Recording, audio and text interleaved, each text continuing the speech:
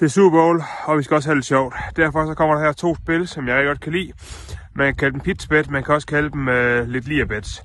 Vi skal ud på Christian McCaffreys første carry over 3,5 yards til 1,81 hos Mr. Green. De første mange spil i sådan en Super Bowl, de er scriptet på forhånd, og jeg er ret sikker på, at Kyle Shanahan og 49ers, de har været meget koncentreret omkring at få det første spil i gang, løbespil i gang på træningsbanen den her uge.